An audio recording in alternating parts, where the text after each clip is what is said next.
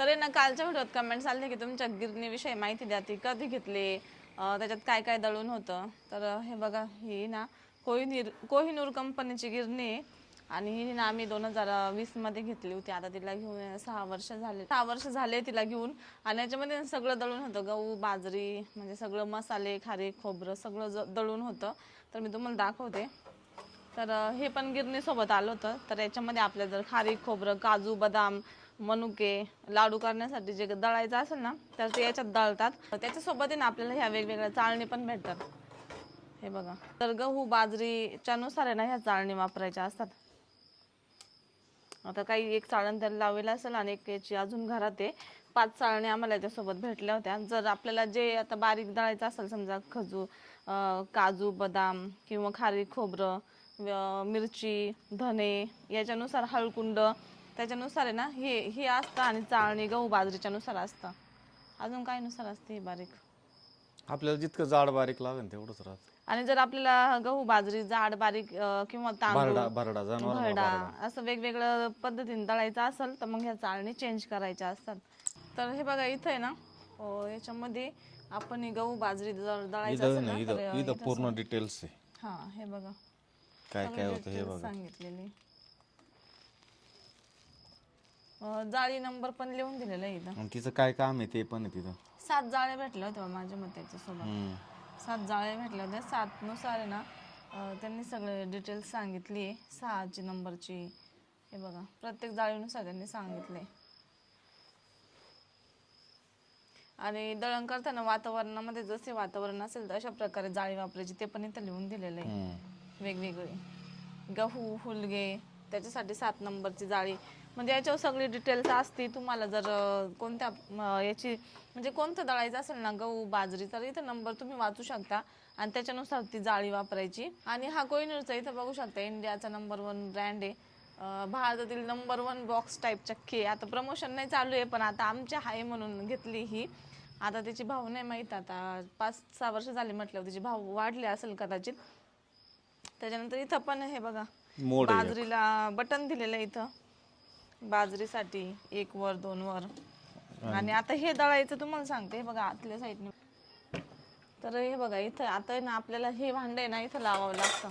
हे बघा आता आहे ना मी तुम्हाला खलासने दळून दाखवले ना, किंवा बाकीचे मसाले दळायचे असेल किंवा खारीक खोबरं तर ते याच्यामध्ये दळायचं, तर ते इथं जोडायचं असतं. हे बघा, हे असं काढायचं आणि हे ना याच्यामध्ये घालायचं ना, याच्यामध्ये फिक्स करायचं असं. आणि आता आपल्याला टाकायचं असेल ना तर याच्यामध्ये टाकायचं. बघा इथं ना हा पत्रा अटॅच करायचा असतो, म्हणजे तो आधीचाच असतो पण आम्ही साफ करण्यासाठी हा काढला होता. याच्यामध्ये असं तुम्ही मागं पुढं पण करू शकता. हे बघा असं, जर काही याच्यामधून जर गळत नसेल इथं तर हे असं मागं पुढं पण करायचं.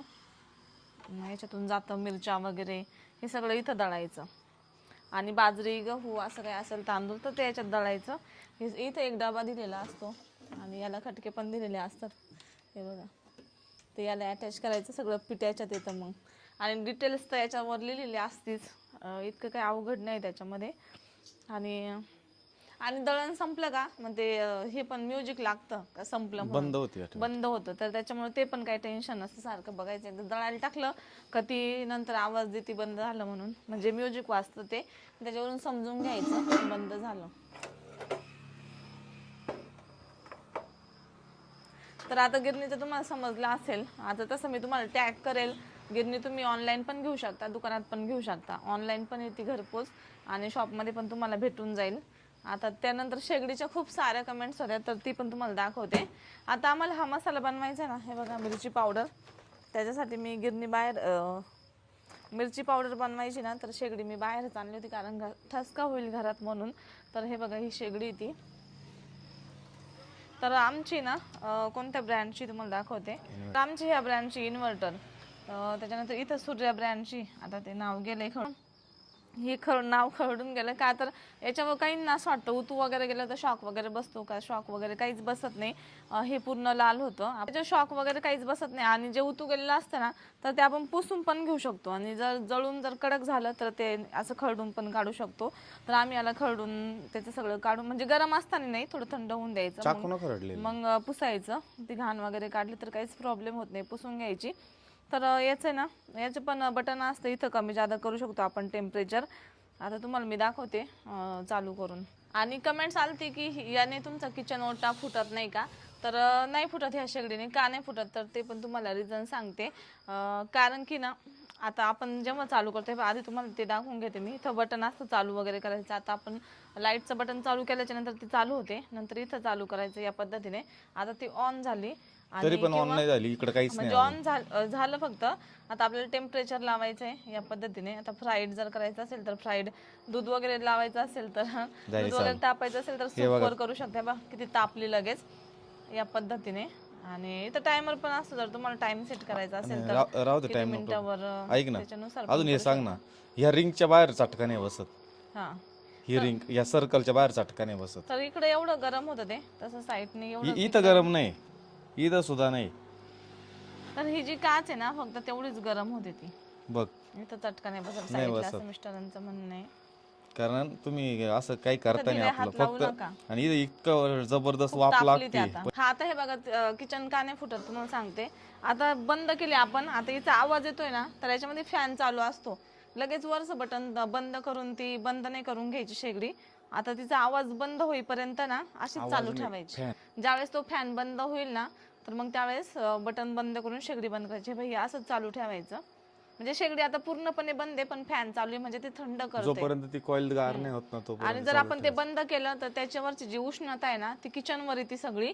मग किचनचा कडप्पा तापतो आणि मग तो फुटतो. जर आपण असं चालू ठेवलं ना, इकडनं गरम हवा बाहेर काढतात. हे बघा इकडून येते हवा, थंड येते इकडून. हा, मग ते तर म्हणजे थंड हवा चालू असते. आणि जर आपण ते बंद केलं तर मग सगळं टेम्परेचर त्या गॅसच्या ओट्यावर येतं आणि मग गॅसला तडा जातो, गॅसच्या ओट्याला चालू आहे अजून. तर त्याच्यामुळे आता हा फॅन जवळ चालू आहे ना, तोवर बटन बंद करून वरचं बटन नाही बंद करायचं. इथून बंद करून ठेवायची शेगडी, पण वरतून बंद नाही करायची.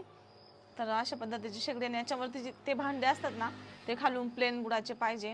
तसे दुसरे पण चालतात, तुम्हाला सांगते. याच्यावर जाळी भेटते. तर बऱ्याच जणांना वाटतं का फक्त असे भांडे त्याच्यावर चालतात का, खालून जे प्लेन बुडाचे असतात तर तेच चालतात का? तर त्याच्यावर ते असे पण भांडे चालतात जे उथळ बुडाचे असतात ते.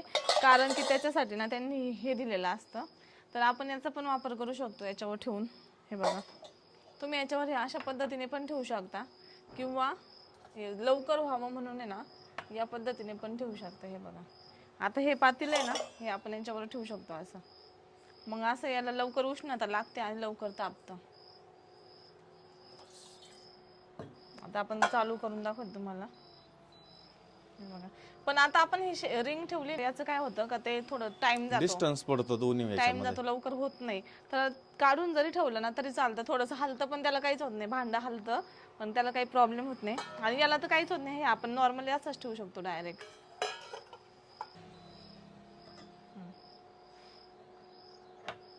आता या पद्धतीने असं खाली ठेवलं ना तर खूप लवकर होतं.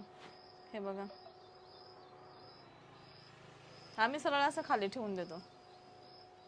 असं ठेवलं ना लवकर होतं. आणि हे भांडे पण नॉर्मली असेच त्याच्यावर ठेवतो आम्ही, ती जाळी वापरत पण नाही. तर अशी शेगडी. हे बघा वाफ निघू राहिली. तर हे बघा, या पद्धतीने हे भांडे ना खूप चालतात त्याच्यामध्ये, लवकर होतं. त्या टाईपची शेगडी तुम्हाला मी टॅग करेल, आवडली तर तुम्ही घ्या ती. म्हणजे वेगळ्या ब्रँड्सची पण चालते, असं काही नाही हाच ब्रँड पाहिजे, दुसऱ्या ब्रँडची पण घेऊ शकता तुम्ही. आणि गिरणी पण टॅग करेल. आणि जर तुम्हाला हा व्हिडिओ आवडला असेल, खास मी कमेंट आल्या होत्या भरपूर साऱ्या, म्हणून हा व्हिडिओ बनवला माहितीसाठी म्हणून. तर ह्या 2 वस्तूंच्या भरपूर साऱ्या कमेंट्स होत्या कालपासून का याच्यावर डिटेल्स व्हिडिओ बनव. तर मी हा व्हिडिओ बनवला. तर तुम्हाला आवडला तर नक्की लाईक, शेअर, सबस्क्राईब करा. थँक्यू. आणि जर तुम्हाला हा खलासनी मसाला घ्यायचा असेल तर स्क्रीनवरच्या नंबरला कॉन्टॅक्ट करा, हा माझा नंबर आहे. आणि दुसरे पण मसाले घ्यायचे असेल, लाल मिरची पावडर किंवा मिक्स मसाला, तर तो पण भेटेल. व्हॉट्सअपला कॉन्टॅक्ट करा डिटेल्ससाठी.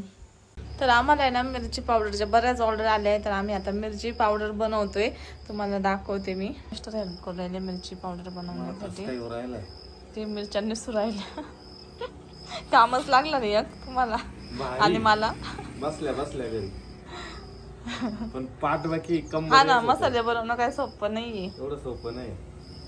थोड्या प्रमाणात देऊ आम्ही, लई नको मागू तुम्ही. अर्धा किलो पाऊशरच मागा, कारण 1 किलो बनवायला पूर्ण दिवस जातोय.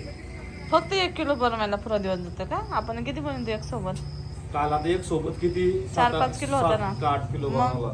ते मध्ये एकच किलो. हा मग एक दिवस पूर्ण किती गेला, कंबर दुखलं हा माझं. एक दिवस गेला तर पूर्ण एक दिवस जातो, म्हणजे ते साफ करा हे करा, म्हणजे दळा वगैरे पूर्ण दिवस मसाला बनवण्यासाठी जातो. पण ठीक आहे, चांगलं आहे, भारी वाटलं आम्हाला. काय ना आमचे मसाले आम्ही चालू केलं तेच एवढ्या ऑर्डर आल्या नाही का. आणि त्यातल्या त्यात माझ्या हातची चव कशी कळण तुम्हाला. हा ना, लय दिवसाचं मिस्टरांचं चालायचं माझ्या हातचं खा माझ्या हातचं खा.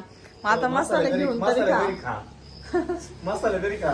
हा ना, स्पेशल मिरची मसाला, धना पावडर आणि तो मिक्स मसाला, तो पण बऱ्याच जणांनी ऑर्डर केलाय. म्हणजे मसाल्याचे खरंच किती लोक शौकीन असते, मला हे आज कळलं. चवच त्याच्यावर आली. चव असते सगळी खाण्याची आहे ना. मग चव त्याच्यावर चव आहे. त्याच्यावर. आणि आमच्या कशा भाज्या वगैरे काय म्हणले होत असं सगळ्यांना आवडतात, त्याच्यामुळे मग सगळ्यांनी ना ऑर्डर केली मसाले. आता आहे ना पोचतील काही ना, आता काही ना उद्या पाठवणार आहे.